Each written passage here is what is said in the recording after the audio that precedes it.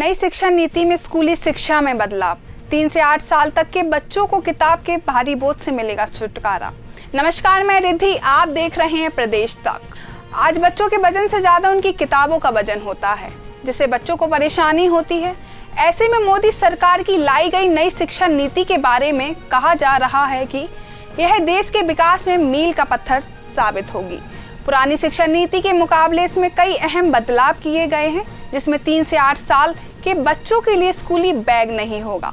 NEP के हिसाब से कक्षा 3 से 12 तक के लिए नेशनल करिकुलम फ्रेमवर्क तैयार किया गया है, जो एनईपी की तीसरी वर्षगांठ 29 जुलाई या उससे पहले आ सकता है।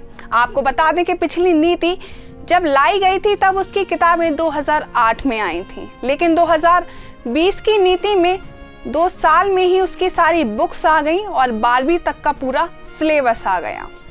इस नीति के अंतर्गत कुछ स्टेज तय की गई हैं। पहली फाउंडेशन स्टेज, जिसमें 3 से 8 साल के बच्चों के लिए स्कूली बैग के साथ किसी भी तरीके की परीक्षा नहीं होगी।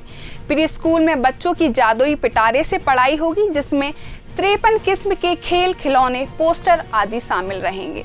बता दें कि अब तक प्राइवेट स्कूल में ही प्ले ग्रुप और नर्सरी की क्लासेस होती थी, लेकिन अब एनईपी के जरिए शुरू से 3 साल सरकारी स्कूल में ही पढ़ाए जाएंगे। दूसरी स्टेज में कक्षा 3 से 3 भाषाएं और गणित पढ़ाया जाएगा और 5वीं कक्षा तक की पढ़ाई मातृभाषा या फिर स्थानीय भाषा में की जाएगी। तीसरी मिडिल स्टेज में, जिसमें 8वीं कक्षा तक के बच्चों को वोकेशनल एक्सपोजर सिखाया जाएगा। भाषा विज्ञान से हटके मानविकी विज्ञान, कला, सामाजिक विज्ञान की बेसिक पढ़ाई होगी। चौथी सेकेंडरी स्टेज में, जिसमें कक्षा 9 से 12 तक की पढ़ाई का फॉर्मेट सेमेस्टर सिस्टम के तौर पर होगा, जो आने वाले सत्र से शुरू हो सकता है।